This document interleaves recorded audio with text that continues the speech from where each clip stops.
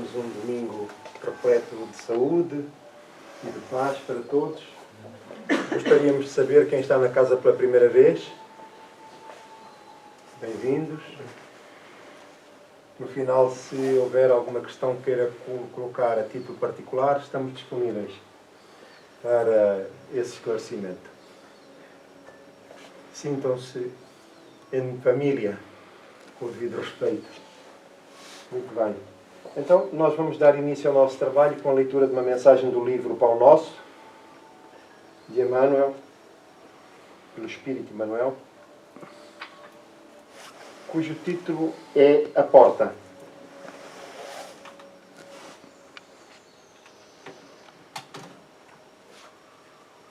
E é um excerto, é um comentário de Emmanuel, um excerto do Evangelho de João, capítulo 10, versículo 7, cujo título é, como disse anteriormente, A Porta. Tomou, pois, Jesus a dizer-lhes: em verdade vos digo que eu sou a porta das ovelhas. E Emmanuel comenta: não basta alcançar as qualidades da ovelha quanto à mansidão e ternura para atingir o reino de Deus. É necessário que a ovelha reconheça a porta da redenção com o discernimento imprescindível e guarde-lhe o rumo, despreocupando-se dos apelos de ordem inferior em eclodirem das margens do caminho. Daí concluirmos que a cordura, para ser vitoriosa, não dispensa a cautela na orientação a seguir. Nem sempre a perda do rebanho decorre do ataque de feras, mas sim porque as ovelhas imprevidentes transpõem barreiras naturais, surdas à voz do pastor, ou cegas quanto às saídas justas, em demandada das pastagens que lhe competem.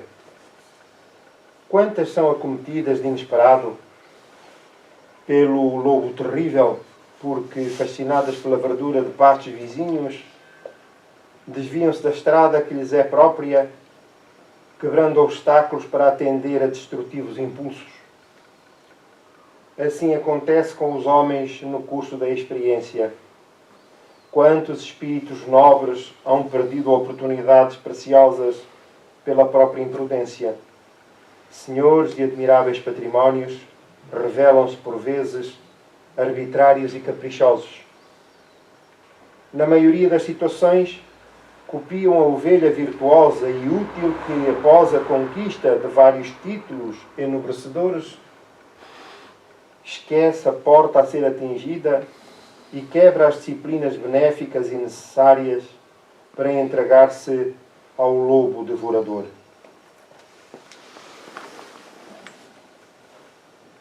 Está em linha a nossa mensagem com a parábola de Jesus, o Evangelho da ovelha tresmalhada.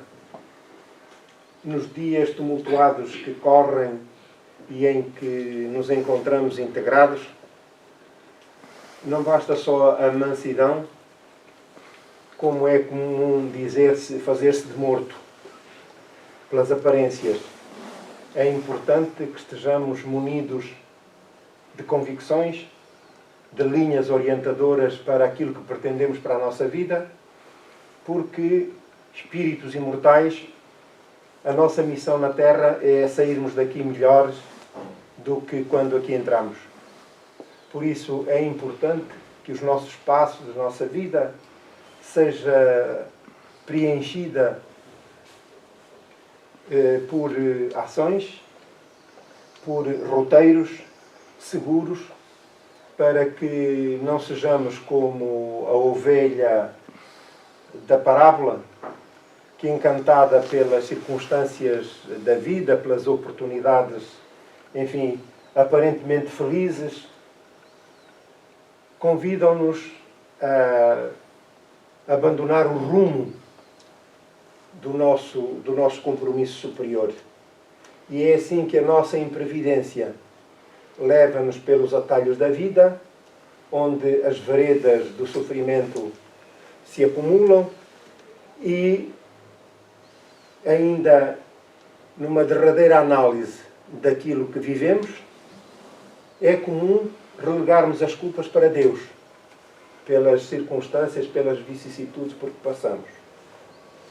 Portanto, está aqui nesta mensagem de Emmanuel a elucidação relativamente àquilo que nos convém, que é não só munir-nos do conhecimento como ferramentas de trabalho, mas usá-las no terreno da nossa alma, através da reflexão, da interiorização dos conceitos, para que se consolidem convicções e essas convicções deem aso às ações enobrecedoras, enriquecedoras sob o ponto de vista moral, que nos facultarão a oportunidade das conquistas na escada da vida. Por isso, nestes tempos, estejamos convictos de que Deus está connosco e nós estamos ou pretendemos estar também com Deus. É esse o nosso desejo sincero, mas é importante que cada vez mais a nossa ação no plano físico se movimente pelos nossos ideais, pelos nossos sentimentos, pela razão, para que construamos de facto no imo da alma um mundo novo, a fim de podermos ser selecionados para a terra do futuro. Portanto, nesta nota introdutória tão oportuna de Emmanuel, em que os tumultos nos preocupam, os espíritos aí estão trazendo-nos a mensagem da confiança em Deus. Confiança irrestrita em Deus. Nós estamos na Terra para a remissão das nossas dívidas para com as leis superiores da vida, para o nosso aprimoramento, melhor dizendo, para o nosso aprimoramento moral, e desse processo fazem parte provas rudes, resgates, que estão para além daquilo que eram os nossos sonhos, aquilo que idealizávamos para a nossa vida. Contudo, se projetarmos os nossos interesses para a imortalidade da alma, veremos que essas circunstâncias são oportunidades de trabalho interior que nos fortalecerão e enriquecerão as condições morais e nos balançarão para esses mundos felizes que nós, legitimamente, como filho de Deus, filhos, portanto, e herdeiros do seu património, possamos alcançar esse estatuto e esses patamares. Portanto, pedimos que nos unamos em oração para o trabalho que hoje nos propomos realizar, procurando deixar fluir os nossos sentimentos para estarmos em sintonia, em ligação estreita com os nossos guias espirituais e com os benfeitores que tutelam a instituição.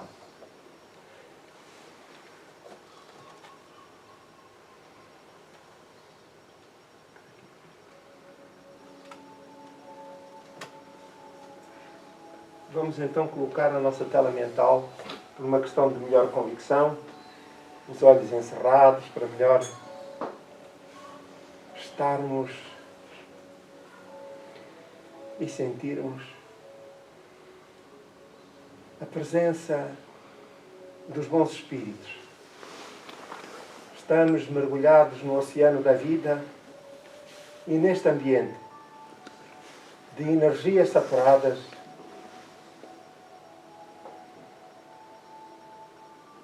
de paz,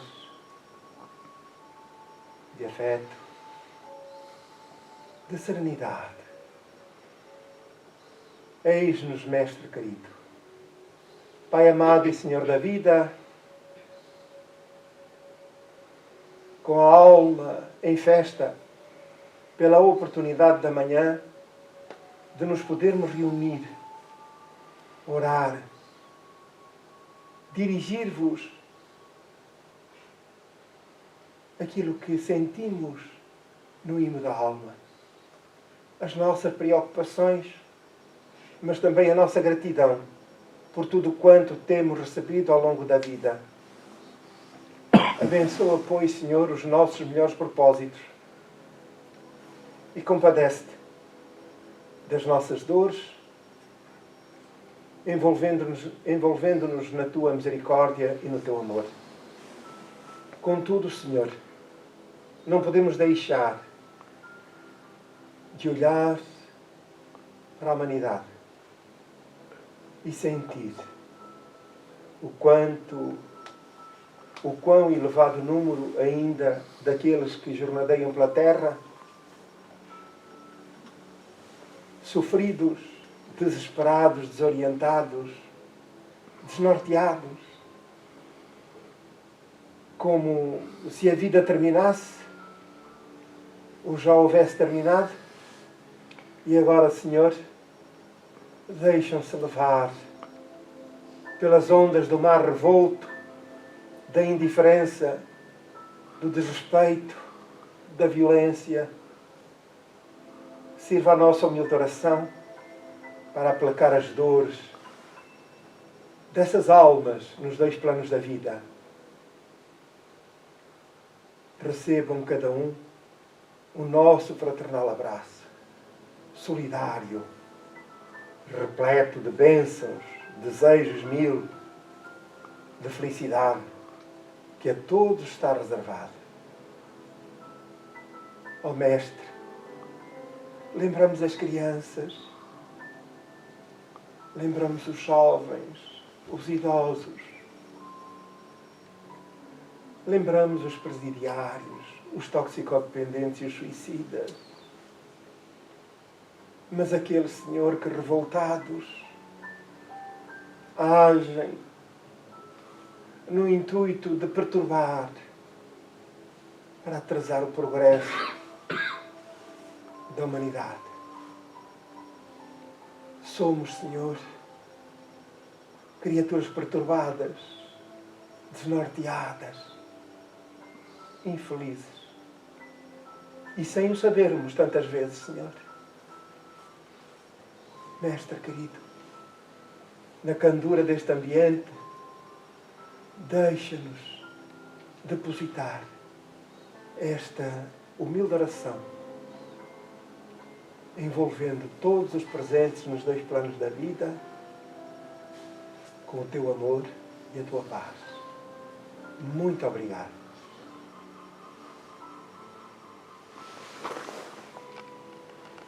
Nossa mensagem introdutória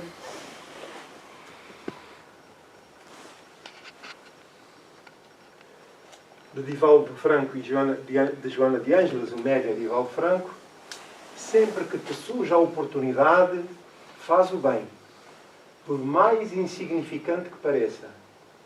Gera o momento de ser útil e aproveita-o.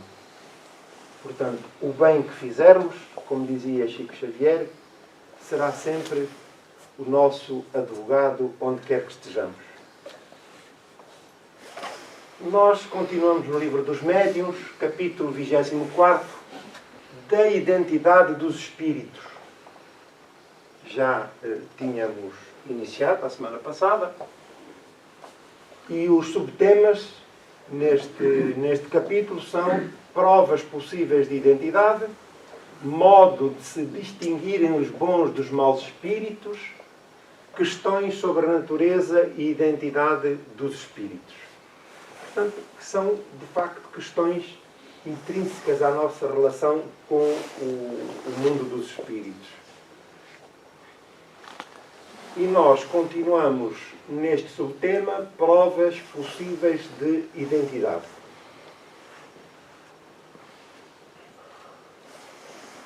No item 258, ao passo que se recusam em responder a perguntas pueris e extravagantes que toda a gente teria escrúpulo em dirigir-lhes se fossem vivos, os espíritos dão espontaneamente provas irrecusáveis da sua identidade. Esta é a continuação do tema anterior, é para dizer que são, para explicar aquilo que ocorre numa reunião de intercâmbio mediúnico e espiritual. E, portanto, é natural que o nosso primeiro impulso é querer saber qual é a identidade dos espíritos que se comunicam. Até nós, por vezes, que julgando que temos algum espírito que nos perturba, nós queremos saber quem é o nome do espírito. Ou então já trazemos até o nome do espírito. Quer dizer, olha, é fulano que me está a perturbar. Mas porquê? Qual é a ideia da pessoa para dizer que é A, B ou C? São as conjecturas. Olha, o meu pai morreu há 15 dias ou há um mês, se calhar é ele que está aqui a querer perturbar. Ou foi ou esta pessoa, ou aquela pessoa, ou aquele outro, por aí adiante. Ora, o que é que acontece? Nós temos que conhecer estes mecanismos, que não são difíceis, e perceber que o espírito desencarnado não é mais do que aquela mesma pessoa que estava encarnada. Não é? Porque se alguém me chegar ao pé de mim, ou eu me aproximar de alguém, eu não vou começar a fazer perguntas a esmo e a dizer, olha, como é que o senhor se chama? A sua família, de onde vem, o que faz, o que não faz. É ou não é verdade? São as regras da educação. Ora, então se este espírito passa para o lado de lá, a pessoa que estava aqui, que eu não fazia essa pergunta, passa para o lado de lá, porquê é que eu hei de ter o atrevimento e o desrespeito de lhe fazer as perguntas que não conseguia fazer enquanto no mundo físico? É ou não é verdade? Porque nós pensamos logo que os espíritos estão do lado de lá e que, portanto, não têm vontade, não têm nada, portanto estão perdidos. E nós sentimos-nos com autoridade para vencer essas barreiras que deveríamos manter de respeito, que é fundamental, é prioritário. Portanto, nós não podemos alimentar o desejo de querer saber a identidade dos espíritos, porque isso é uma questão meramente secundária.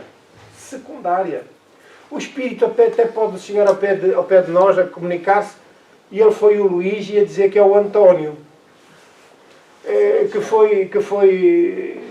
que era palestrante espírita, mas agora é outra coisa qualquer, não é? E, portanto, nós estamos convencidos, por ser espíritos, estar a dar essas informações, que está tudo direitinho, que é tudo correto e verdadeiro. Ora, e porquê? Porque nós, na relação, nós atemos-nos às aparências. É como no mundo, aqui, muitas das vezes, nós relacionamos-nos com alguém pela imagem que o outro projeta e que nos satisfaz. E por isso, muitas das vezes, desiludimos, pensamos, ai, tão boa pessoa, nunca pensei que fosse capaz de fazer isso. Ora, porquê?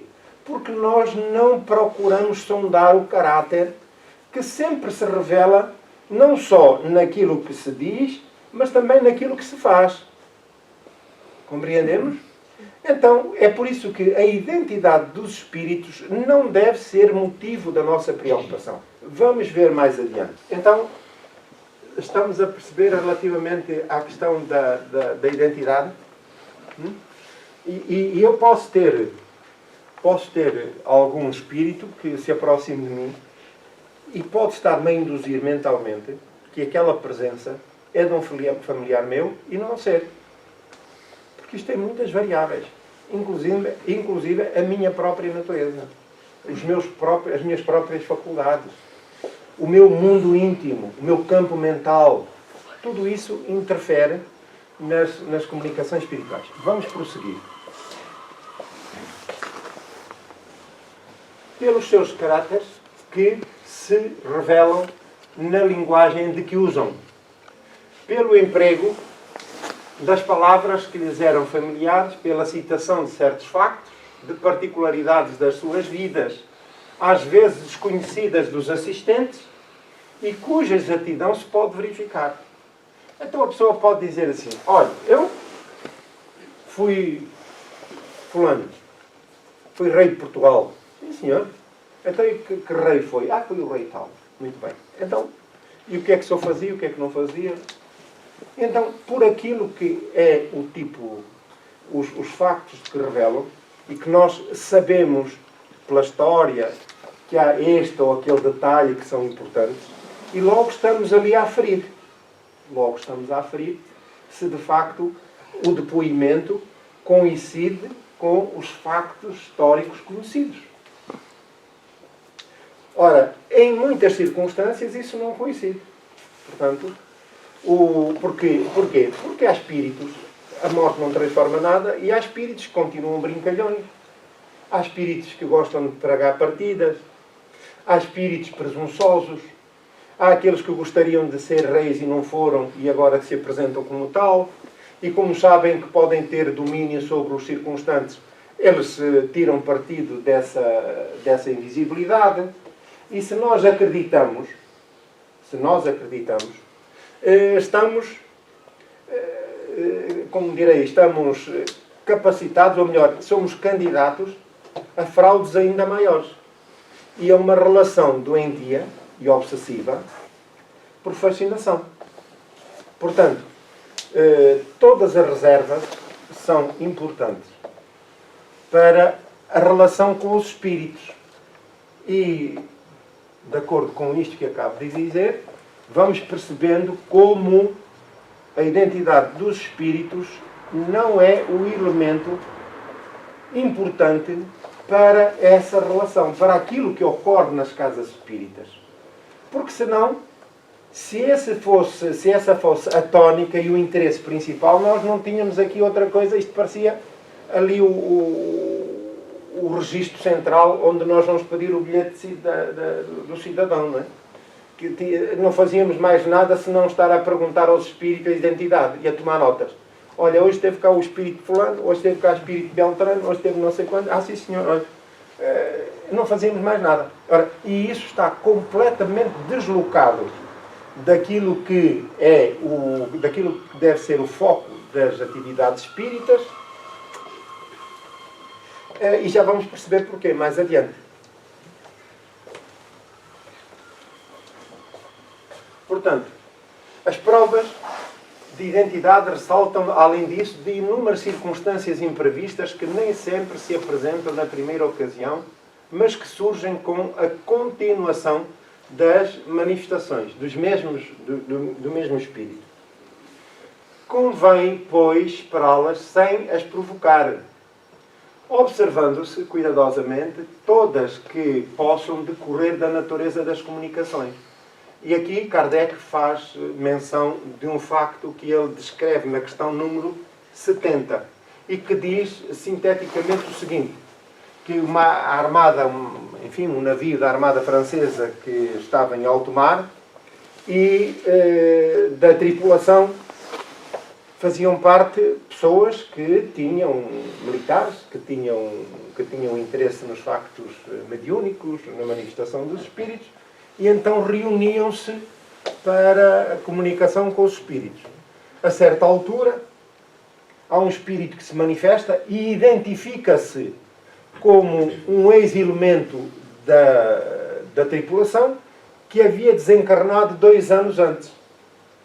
E ele pede aos camaradas que, em nome dele, liquidem uma dívida que ele havia contraído junto de um superior hierárquico e que não havia liquidado em tempo útil e, portanto, que havia sido surpreendido pela morte e agora estava ali a pedir esse favor. Portanto, porque é que Kardec faz esta menção? Porque é um elemento, esta revelação, é um elemento desconhecido de toda a tripulação, porque foi um assunto que ficou só entre as partes. E mesmo o outro, portanto, o credor, já se havia esquecido desse detalhe. E, portanto, reparem que este é um elemento de prova que atesta que, de facto, aquele indivíduo era quem se apresentava com a identificação adiantada. Está certo? Então, veja-se como não basta o nome, não basta a nossa intuição ou a nossa visão para dizer que se trata do espírito A ou do espírito B. É preciso provas para que, de facto, se confirme que estamos na presença desses espíritos. Na questão, alguma dúvida, alguma questão a respeito aqui do tema anterior. Então vamos à linha 259. Um meio empregado às vezes com êxito para se conseguir identificar um espírito que se comunica quando ele se torna suspeito consiste em fazê-lo afirmar em nome de Deus que é realmente quem diz ser. Portanto, olha, se ele for de facto um crente em Deus, podemos dizer isso. Olha, então afirme aqui ou jure em nome de Deus que de facto o Senhor é quem afirma ser. É evidente que se ele for um homem religioso, crente em Deus, não vai dizer, não vai, salvo seja, não é? Salvo seja. Porque muitos, nem, crendo em Deus, já nem Deus serve como testemunha das suas juras. Mas, em tese, costuma acontecer. Mas é preciso termos em linha de conta o seguinte. Kardec aborda estas questões porque era muito comum à época acontecer. E ele herda todo o hábito que chega das reuniões, chamadas reuniões das mesas girantes, cujo objetivo era tão somente a diversão. E adentrar no mundo dos espíritos com a curiosidade de saber não só da identificação, mas também sobre assuntos de natureza pessoal. Veja-se que, volvidos estes quase 200 anos, ainda ocorre entre nós exatamente o mesmo. Nós, se olharmos para uma página dos jornais que correm, não é? Entre nós, vemos que aparecem ali publicidade de pessoas que se oferecem para resolver problemas destes ou daquela natureza, disto ou daquilo. E as pessoas procuram. Parece, eu tenho muito horror disso. Mas na sombra procuram respostas e serviços dessa natureza. Então, para saber quem são os espíritos que se manifestam, e não só, e muito mais, muitas das vezes, para agirem junto de terceiros, por forma a obterem dividendos, benefícios. Ora, e a Kardec herda da prática anterior, porque ele, quando lhe chega ao conhecimento de que era já prática corrente as reuniões das mesas girantes, e, portanto, toda essa frivolidade que envolvia essa prática, Kardec, quando chegou à conclusão que, de facto, estava perante um fenómeno de natureza superior e que começa a deslindar o objetivo desses tumultos, dessas convulsões, da presença dos espíritos, das suas comunicações, o que tentavam, porquê. E, portanto, é Kardec que consegue desbravar no meio de toda essa frivolidade a luz que permanecia no fundo dessas atividades, dessas ocorrências, e que era o início de uma nova era, que era a era do Espiritismo. Ora, é a partir daí que surge o Espiritismo. Antes disso, não havia Espiritismo. Havia factos mediúnicos, que são coisas diferentes.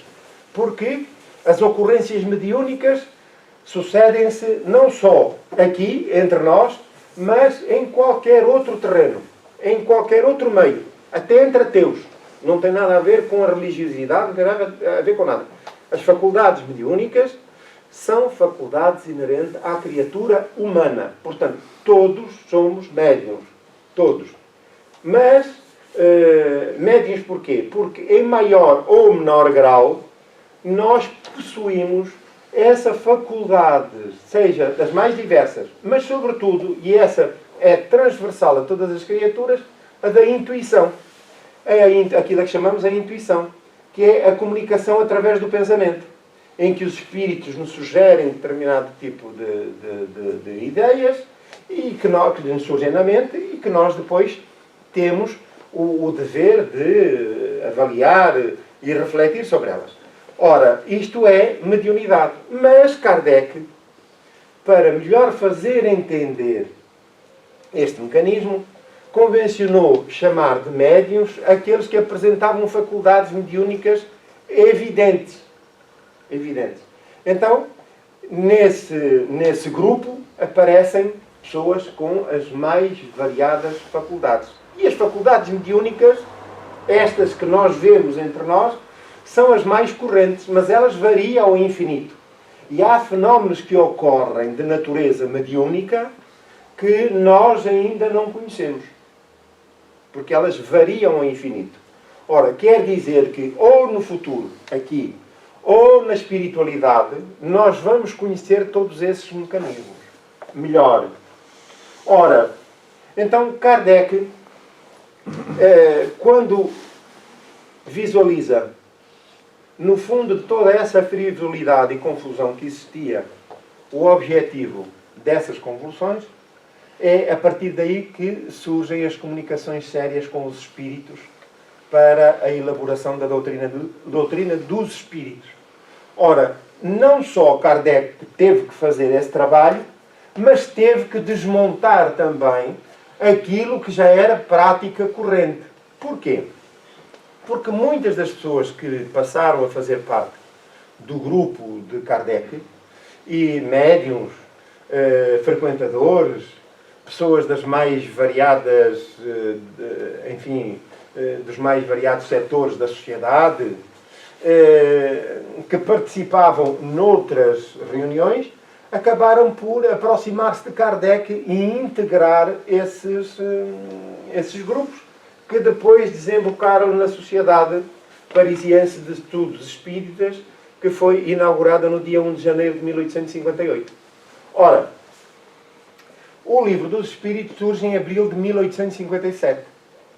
E é por isso que estas questões surgem, porque era comum nesse meio hábitos que já haviam sido adquiridos. Então, Kardec tem que desmontar tudo isso, explicar às pessoas que não era o prioritário, mas explica detalhadamente como se pode eventualmente avaliar a identidade do espírito. Entretanto, tudo isso ficou na poeira do tempo. Não é que não tenha importância, tem muita importância, porque nos esclarece. E porquê? Porque muitas das vezes a perturbação em que nós vivemos, ela reflete tão somente a ansiedade e o stress que nós alimentamos pelo facto, e aqui no caso em concreto, em querer saber quem são os espíritos que estão à nossa volta. E quando nós não temos a certeza, nós tiramos as nossas conclusões.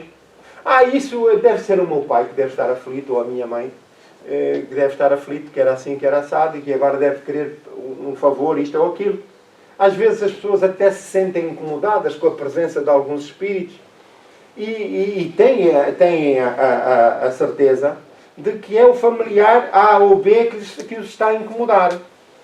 E então pergunta-se, o pai ou a mãe eram bons enquanto na Terra, morreram e passaram a ser maus? Se a vida continua, nós de que é que nos despojamos? Só do corpo físico. Porque o nosso estatuto moral, o nosso caráter, continua intocável, até que a criatura queira mudar. Ora, mas quem já era bom, e fazemos esta pergunta, mas a pessoa em causa, o seu familiar, por exemplo, era bom enquanto está... era uma pessoa boa, muito pacata, muito pacífica. Então, e agora morreu e está do lado de lá e agora é má? Está a perturbá-lo? Não pode ser. Não acham? Ou não estão a acompanhar aqui a coisa? O raciocínio. Então, reparem, se nós não chegarmos a esta conclusão, nós vivemos estressados, perturbados. E são os espíritos que me estão a perturbar? Não são nada. Sou eu que me deixo perturbar. Sou eu que me estou a perturbar a mim mesmo. E se calhar a perturbar os outros espíritos. E porquê? Porque nós temos que perceber que o mecanismo da vida é assim. Nós estamos em grupo, a evoluir em grupo. Os outros beneficiam-nos. Mas, em boa verdade, o caminho da evolução é feito solitariamente. Porque a grande luta que nós travamos, todos devemos fazer, essa grande luta é na nossa intimidade, que ninguém vê, nem ninguém ouve. E, portanto, esse progresso é solitário. Os outros podem auxiliar-nos com os seus exemplos, com suas palavras amigas, confortadoras, por aí adiante, mas a luta é íntima. Ora, acontece que muitas das vezes os espíritos nossos, mais próximos de nós, já partiram, já estão entregues aos seus guias espirituais para serem acomodados, tratados, confortá-los, prepará-los para a retoma do progresso, porque o período de vida no corpo físico é um período turbulento para o espírito. Quer dizer, a influência da matéria sobre o espírito é elevada. E quando o espírito se desliga do corpo, ele parte perturbado. E essa perturbação é mais ou menos longa em função do estatuto moral do espírito. Ora, quando ele parte, é natural que esteja ainda perturbado e os bons espíritos, e estamos a falar do caso mediano, corrente, encaminham-nos para instâncias de recuperação, casas de recuperação, hospitais do espaço. Ora, e eles estão aí acomodados. Mas a pessoa que está aqui na Terra, que alimenta uma saudade doentia, não compreende, revolta-se. Repare, nós somos de facto muito caprichosos. Criancinhas. Há milhões de pessoas todos os dias no mundo que ficam sem os seus familiares, sem os seus amores. Não é verdade? Mas eu, por um sentimento egoísta, acho que sou o único injustiçado. Deus não podia ter feito isso comigo. Quer dizer, pode fazer com os outros, mas comigo não. E essa perturbação reflete-se no trabalho e na recuperação do seu ente querido que morreu e que está entregue aos benfeitores espirituais. Estão-me a entender? Então, não é o outro, o morto, que me está o espírito que me está a perturbar, mas sou eu que estou a perturbar o morto. Estão-me a compreender? E porquê? Por causa do meu egoísmo e por causa do meu orgulho. E porque não aceito as circunstâncias da vida, as leis divinas. Dizer, olha, eu estou assim, fiquei assim, muito bem. E quando nós perguntamos, mas o senhor não crê em Deus? Ah, sim, sou um crente em Deus. Pois, eu sou um crente em Deus, mas só se Deus fizer a minha vontade. Eu não me submeto à vontade de Deus. Então, as circunstâncias da vida, e nós estamos aqui, porque nos comprometemos e quisemos estar aqui neste período de turbulência da humanidade. Não estamos isentos das circunstâncias. Não estamos isentos de que nos morra um familiar muito querido. Não estamos isentos de ser submetidos a uma circunstância qualquer e sermos, sujeitos a uma prova ainda mais difícil. Não estamos isentos de morrer de repente. Como diz o adágio popular, e muito certo, para morrer basta estar vivo. Eu um dia estava a conversar com um espírito e ele, coitadinho, ainda não se tinha apercebido que tinha desencarnado. Não se tinha apercebido que tinha desencarnado. E então ele protestava porque não conseguia aproximar-se da família. E com muito jeitinho, para compreender as circunstâncias, com muito jeitinho, uma conversa muito meiga, esclarecedora, aos bocadinhos, e ele sempre a dizer que não, sempre que queria isto e aquilo. E eu perguntei assim a dada altura, mas e o senhor tem medo de morrer? Dizia, claro que tenho, como toda a gente, é verdade, não é? Mas, e diga-me uma coisa, o senhor conhece aquele adágio popular que diz que para morrer basta estar vivo? E ele disse, não brinque comigo. Eu não gosto dessas graças, disse-me logo o Espírito, não gosto dessas graças. Quer dizer, nós não refletimos naquilo que a vida nos mostra. Nós fechamos-nos mentalmente no nosso casulo íntimo e não vemos o que se passa à volta. Não é verdade? Porque julgamos que aquilo que acontece aos outros não me vai acontecer a mim. E é isso que depois se motiva e faz desenvolver o espírito de revolta quando as circunstâncias chegam. Porquê? Nós não antevemos as circunstâncias. Não nos preparamos para elas. E depois não as aceitamos. Não é verdade? Aqui ninguém tem medo de morrer. Salvo seja. Não é como dizem, cruzes. Não é? A gente bate logo na mesa de cruzes. Mas vamos morrer. Vamos morrer. E é bom que interiorizemos isso.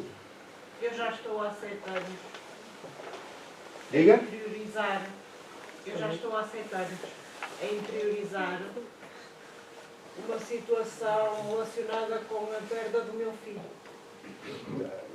Não quero com o devido respeito. Situações pessoais. No final nós conversamos, está bem? No final conversamos. Sim, eu estou-me a sentir na pele, por isso é que eu... Não, mas eu quero estar mais próximo, só focado no seu assunto pessoal, está bem? Sim, está bem. Porque agora não interessa para o tema. Ora, esta preparação nós temos que aceitar, porque senão tudo descamba na vida depois. E com uma dificuldade maior. É que quando passarmos para o outro lado da vida, nós vamos estar em perturbação.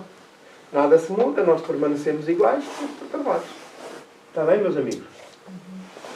Então, o meio, vamos mais adiante, sucede frequentemente que o que apresentou com o nome usurpado recua diante do sacrilégio e que tente começado a dizer: afirmo em nome de... Portanto, ele fica ali suspenso e traça colérico, risco, sem valor no papel ou quebra o lápis. Portanto, é um espírito, logo se vê aqui que é um espírito ainda atrasado e que, portanto, estão a mexer com o brio dele, a chamar-lhe mentiroso, e ele não gosta, revolta-se e então perturba-se. Se é mais hipócrita, ladeia a questão escrevendo, por exemplo, reparem aqui o detalhe. Se é mais hipócrita, ladeia a questão escrevendo, por exemplo, certifico-vos que digo a verdade, ou ainda atesto em nome de Deus que sou eu mesmo quem vos fala. Outros, nada escrupulosos, juram tudo o que se lhes exigir. Então, há pessoas que não têm caráter. E como tal, qualquer coisa serve. Jura sobre isto, jura sobre aquilo, compromete-se com isto, compromete-se sobre aquilo. Alguns até fazem escritura, não é? Com um selo, não é? Nos documentos, selos, e no fim não cumpre com aquilo que ficou determinado. E, portanto, são espíritos que jornadeiam pela vida, vagueiam, sem convicções, desnorteados, mas felizes, entre comas, porque é o seu mundo. Não estão ainda preparados para outros mais. Nós vivemos num planeta de provas e expiações e, portanto, os espíritos que aqui reencarnam predominantemente são espíritos inferiores, espíritos atrasados, com raras exceções. Há espíritos bondosos, missionários, que já não têm nada a ver com o ambiente da Terra, mas que vêm auxiliar a humanidade. A esmagadora maioria está sujeita às vicissitudes dos programas de provas e expiações, da lei de causa e efeito. Ora, certa vez um espírito comunicou-se dizendo-se Deus. Dizendo-se que era Deus. E o médium, honrado com tão alta distinção, não hesitou em aceitá-lo. Então, mas quem é o médium que não fica todo vaidoso, ou honrado, melhor dizendo, por receber a presença, uma comunicação de Deus? Todos. Salvo aqueles que estudam a doutrina espírita e sabem que não é possível estabelecer-se essa ligação. É bem verdade, não é possível, porque isso seria Deus adentrar no mundo material, o que não é possível, porque Deus é imaterial. O espírito, nós que somos espíritos, para estarmos com este aparelho físico que temos, com o corpo, somos revestidos de um elemento semimaterial a que Kardec chamou de Perispírito. Ora, o perispírito é um elemento de transição, de ligação entre o espírito e o corpo. E, portanto, é ele que medeia as comunicações do espírito para o corpo e para os órgãos físicos e dos órgãos físicos para o espírito. Portanto, à medida que o espírito vai evoluindo, a matéria também progride, neste caso o perispírito, de tal sorte que ele praticamente deixa de ser visível, palpável para os espíritos de ordem superior, porque se torna tão diáfano, que não é visível. Portanto, para nós que estudamos a matéria, esta matéria, e temos conhecimento disto, sabemos logo à partida que estamos na presença de um espírito brincalhão. Muito bem. Então, mas aqui no caso, o médium, que não tinha naturalmente esclarecimentos para poder avaliar, aceita de ânimo leve essa manifestação. Evocado por nós, não ousou em sustentar a sua impostura, dizendo: não sou Deus, mas sou seu filho. Ora bem, estamos aqui na presença, é muito interessante. Quando nós damos com um espírito que revela conhecimentos, porque para conversar com o espírito é preciso estar munido de alguns conhecimentos para rebater. Suponham os senhores que estamos na presença de um sacerdote, um teólogo católico, conhecedor da filosofia católica. Ora, nós temos que ter conhecimento da doutrina espírita, do Evangelho em particular, da vida de Jesus, para contrapor. Ora, aqui no caso, os senhores vejam que ele podia se ter calado e ter ido embora, mas não, ele está dizendo: bem, não me aceitam como Deus, e olhem o que ele diz aqui: não sou Deus, mas sou seu filho. E ele calou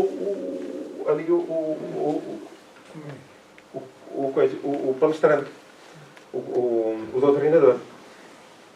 E porquê? De facto, ele diz: bem, eu não sou Deus, mas sou seu filho. E quem é que não é filho de Deus? Todos nós somos, não é? Portanto, ele também era. E agora vamos ver mais adiante. És então Jesus? Pergunta-lhe o doutrinador. Isto não é provável, porquanto Jesus encontra-se muito altamente colocado. Ousas, não obstante, afirmar que és o Cristo? Não digo que sou Jesus. Portanto, ele deu logo conta que nem Jesus admitia que não aceitariam essa identificação. Digo que sou filho de Deus porque sou uma das suas criaturas. Não é verdade? O próprio Jesus disse: sois deuses.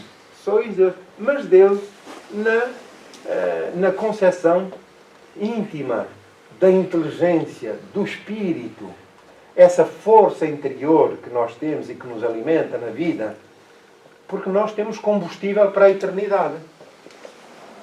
Nós jamais vamos desaparecer. É uma coisa fenomenal. Jamais vamos desaparecer. O espírito é eterno, desde que sai das mãos do Criador. Ora, nós temos sempre a bateria carregada para o resto da eternidade.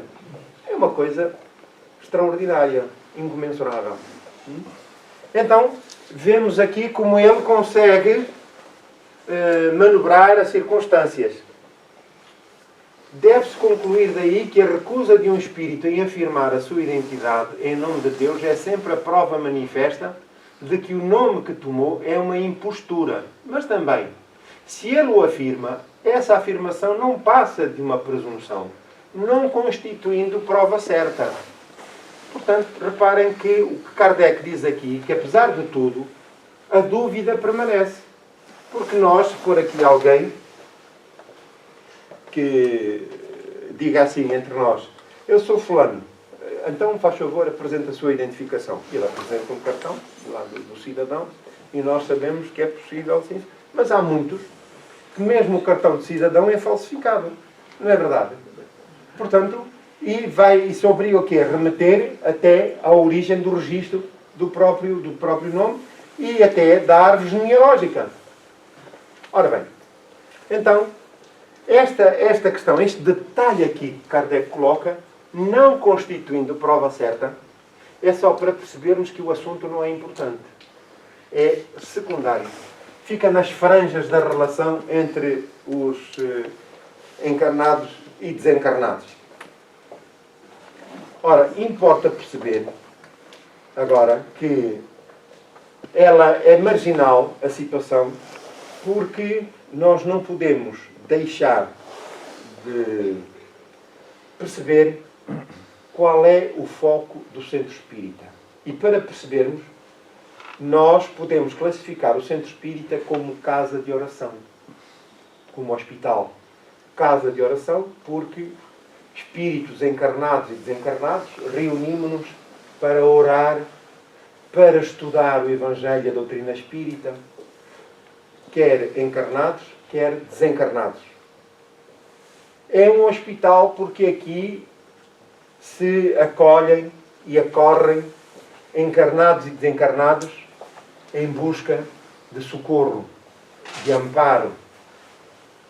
É depois escola, porque aqui nos reunimos também para estudar, quer deste lado, quer do outro. Porque a nossa plateia não é só esta, que aqui está no plano físico. É também e sobretudo espiritual, que às vezes dobra ou triplica. E as nossas palestras são amplificadas no exterior, porque nem todos os espíritos podem entrar no recinto que está protegido e reservado das investidas dos espíritos inferiores, mas as palestras são amplificadas para o exterior, para fora desse circuito energético e vibratório, para que outros espíritos possam ouvir aquilo que aqui se reflete. Portanto, é também escola. E é uma oficina de trabalho, onde nos reunimos, cada um emprestando os seus recursos, seja filiado ou não seja filiado, seja uma ação direta ou indireta, mas todos quantos aqui ocorremos, mais não seja pelas suas orações, pelas suas vibrações que emprestam ao ambiente, colaboram na consecução dos fins do centro espírita. Ora, se atendermos que nestas 4 condições, nós ficamos a perceber que os espíritos que aqui chegam, quer encarnados, quer desencarnados, naturalmente, não é prioritário a sua identificação. Mas por uma questão de respeito até posso perguntar ao espírito: qual é o seu primeiro nome? Não estou a perguntar a sua identificação, o seu primeiro nome. É António, ou é Maria. Muito bem. Olha, ou Dona Maria, ou Sr. António. E a conversa, quer dizer, este detalhe é importante para estabelecer maior proximidade, tal como nós fazemos aqui. Qual é a sua graça? Não é? Nós perguntamos muitas vezes aqui, qual é a sua graça? E eu chamo Maria, eu chamo António. Eu sou Dona Maria ou Sr. António. Tem as regras da boa educação e permite essa aproximação, encurtar distâncias. Ora, qual é o foco então? O foco não é a identificação, não é sabermos se estamos não é saber se estamos a perceber aquilo que queremos do espírito, a sua identificação, ou aquilo que ele precisa de facto. Então, se aqui é um hospital, quem aqui chega, em primeiro lugar, são pessoas necessitadas, espíritos necessitados. Então, esse aqui é o foco. E é aí que nós temos que nos concentrar para atender as necessidades do paciente. Não é saber o nome dele, a sua descendência ou ascendência, detalhes da vida. Não, isso é mera curiosidade que não tem qualquer interesse e que está contra os princípios e as práticas espíritas. E fora dos conceitos da caridade do Evangelho. Portanto, a relação com os espíritos deve continuar a ser uma relação séria e respeitosa, como era enquanto estávamos aqui encarnados. E há casos, a esmagadora maioria dependendo do tipo de trabalho que se reúne, que se realiza e das condições mediúnicas, há espíritos que já não sabem o próprio nome. Estão a compreender? Então não vale a pena estar a especular quando cá estou. É o espírito do meu pai, é o espírito não sei quanto, é o espírito não sei o quê. Porque muitos espíritos estão tão perturbados e vivem há muito tempo debaixo dessa influência que já perderam os seus laços. O nome. Vocês sabem na tropa? Como é que na tropa se identificam lá os militares? É? Ou 31, não é? Ou 31, ou 17, ou 19.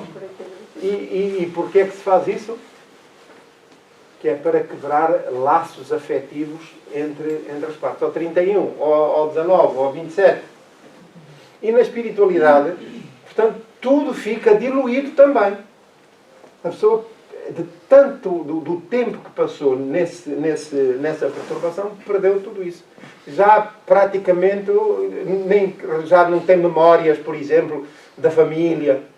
Às vezes pergunta-se, então, você lembra-se da sua família? Minha família? Não, já não me lembro. Já não me lembro. Foi ao tempo que eu já não estou com eles, nem falo com eles.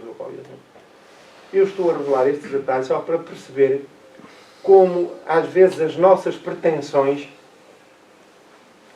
são especulativas e perturbadoras. E não têm razão de ser. Eu sinto um espírito a meu lado que pode estar em sofrimento? Acredito. E então a pergunta é, o que é que eu posso fazer por ele? Orar, bons pensamentos, bons sentimentos e vigilância sobre as suas tendências. Porque os espíritos aproximam-se e mantêm uma relação próxima conosco, portanto persistente, permanente, em função do nosso quadro moral. Se eu sou uma pessoa tendencialmente egoísta ou orgulhosa, perturbada, ora, todo o campo energético e vibratório à minha volta está em consonância com o meu procedimento, porque tudo tem origem aqui. Então, enquanto não se tratar o principal foco de perturbação, não só espiritual, mas também mental, não temos condições para tratar do espírito. Porque o espírito, aquele espírito vai e pode vir aquele ou muitos mais. Porque é tudo uma questão de atração. Estamos conversados sobre a matéria. Então, alguma dúvida que tenha ficado por esclarecer? Não há dúvida? Muito bem. Então, nós vamos pedir agora só um minuto de atenção para informá-los. Um abraço para todos. Um abraço para todos. Nós estamos na Casa Espírita, a nossa Casa Espírita, unida à campanha de solidariedade, provavelmente aí embaixo vê-se mal, não é? Mas eu leio aqui. Somos todos Ucrânia, que os municípios de Matosinhos, Porto e Vila Nova de Gaia lançaram esta campanha, realizaram um protocolo para recolher ajuda e apoio para a Ucrânia. E, portanto, nós estamos unidos à campanha de solidariedade. E lançamos esta campanha para a recolha de bens alimentares não perecíveis e de artigos de higiene. Artigos de higiene, que são os correntes, mas aqueles que também as senhoras usam, portanto, para a higiene íntima, porque os refugiados, aqueles que partiram da sua pátria, são predominantemente senhoras. Que heroínas! Não só os que ficaram, mas os que saíram. E as senhoras que se veem privados de toda a sua vida, em alguns casos dos seus lares, ficam desfeitos e procuram pôr a salvo os seus filhos, deixando para trás maridos, pais e outros familiares. E, portanto, esta é uma onda de solidariedade que se levantou, e muito bem, legítima, e nós estamos unidos, apelando para que a nossa instituição, de acordo com os nossos meios, naturalmente, possamos, por mais pouco que seja, mas queremos que ela seja a nossa instituição, todos nós, naturalmente, que fazemos parte dela, seja uma lamparina acesa, bruxuleante, neste oceano de solidariedade que está em marcha e em movimento, como sabem. E porque é, igualmente, o testemunho da nossa solidariedade para com aqueles que sofrem. Estes podem, de uma forma mais direta, receber estes benefícios. Mas que não fique a ideia de que estes têm privilégios acrescidos sobre tantos outros. Porque, infelizmente, no caso, como tivemos oportunidade já de ouvir pelas notícias, de que os deslocados, os refugiados que saíram da Ucrânia rondam já os 4 milhões. E, portanto, comparativamente a outros locais, recordo, como o Afeganistão, o Iraque, o Iémen, o Sudão, a República Democrática do Congo, o Mali, portanto, os mais variados pontos em que há conflitos. Mas, quando nós saímos agora de uma pandemia, e é importante que não deixemos passar a oportunidade de refletir sobre isso, do seu significado, damos conta de que vivemos isolados e apartados uns dos outros. E se, eventualmente, na rua até, nos aproximávamos, já não nos podíamos sequer tocar, com medo de sermos contaminados. E então arranjaram-se técnicas, naturalmente, e louváveis, de preservação da saúde pública, para nos cumprimentarmos ou de murro ou de cotovelos. Dançava na rua, não é? Um cotovelo para aqui, um cotovelo para acolá, mais o pé para aqui, mais o punho para acolá, agarra na máscara, segura no gorro, põe os óculos, não sabia o que havia de fazer, segura na pasta, onde está o telemóvel. Mas tudo isso são motivos de perturbação face àquilo que era a nossa vida comum. Mas, sobretudo, a ausência dos outros com quem nós convivíamos e partilhávamos, incluindo a família. E então, esta ausência deu-nos uma lição. É a importância dos outros na nossa vida. E como é importante nós tocarmos, cumprimentarmos com aperto de mão. Não acham que é importante? Sentimos, há uma transmutação de energias que nos deixam felizes. E então, estas são oportunidades para valorização do outro, da importância de cada um na nossa vida. Mais próximo ou distante, todos somos importantes uns para com os outros. Então, esta onda de solidariedade é a oportunidade que nós temos para valorizar isso mesmo. Mas que ela não se esgotasse aqui. Que ela não se esgotasse aqui. Porque o sofrimento é muito no mundo. Muito. E então, ainda outra visão das circunstâncias é para que o nosso espírito seja um espírito aberto para o sofrimento do próximo. E apesar de nos sensibilizarmos com o que ocorre na Ucrânia, podemos ter a certeza que do outro lado da fronteira, na Rússia, aquele povo sofre também as circunstâncias dos conflitos que poucos geram, mas que muitos acabam por ser afetados. Então, isto é um apelo para o espírito de solidariedade, não só com uns, mas também com outros, porque, em boa verdade, aquilo que importa, e como dizia aqui o Espírito no nosso trabalho, todos somos filhos de Deus. E, como tal, todos são merecedores dos nossos testemunhos de solidariedade e de fraternidade.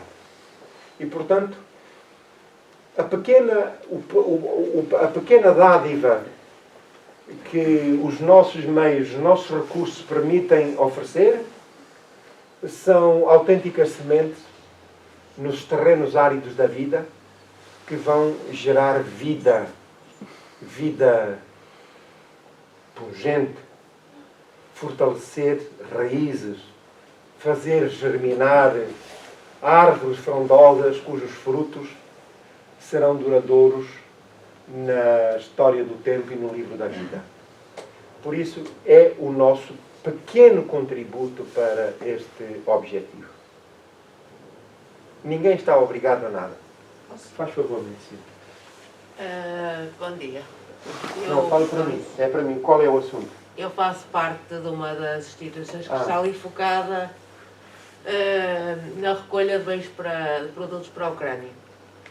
Neste momento, o patamar das roupas já foi alcançado, ou seja, já há um excesso de roupas. Nós já temos a lista só bens alimentares não sim. perecíveis, Bens alimentares não perecíveis, powerbanks, artigos de higiene. artigos de higiene, É isso mesmo. medicamentos, Não, produtos deixa-me só dizer o seguinte.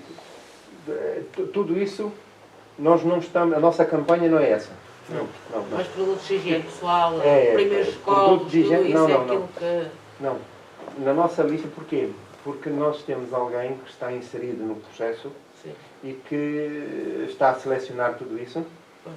E então a nossa participação, quero dizer aos senhores, que a nossa participação vai ser em material cirúrgico Claro. para evitar, não é para evitar, mas quer dizer, porque há já um excesso de equipamento hospitalar, pensos, Sim, essas coisas, máscaras, tudo isso já há um excesso disso, então vai ser mais incisivo. Na campanha pública que nós estamos a promover, aliás, há aí uma lista ali exposta ao público, bens alimentares não perecíveis e artigos de higiene. É a nossa possibilidade, é isso que nós vamos oferecer. O centro, propriamente dito, como na campanha que nós realizamos no Natal, das cestas de afeto, houve um excedente de donativos que recebemos e ontem, que ocorreu uma Assembleia Geral, foi colocada a questão e, portanto, o centro vai retirar uma parte desse donativo, desse excedente, para oferecer equipamento cirúrgico. Temos uma pessoa, uma médica, que está inserida no processo e que nos vai indicar o que será mais útil e o que está, de facto, a fazer falta na frente da guerra. Portanto, é o nosso pequeno contributo para minimizar as dores dos nossos companheiros, dos nossos irmãos.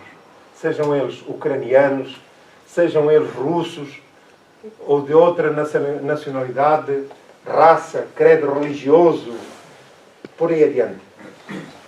Então, vamos terminar o nosso trabalho. Ó Francisco, isto já está a demorar muito tempo, não é? É? Não é? Olha, são só mais 5 minutos e já vamos acabar. Está bem, meu filho? Senta-te aqui, senta-te. Prometo que são só 5 minutos.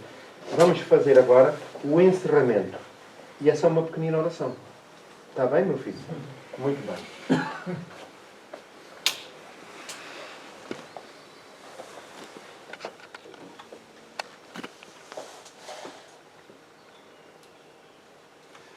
Então, unamos-nos em oração para o encerramento da nossa tarefa.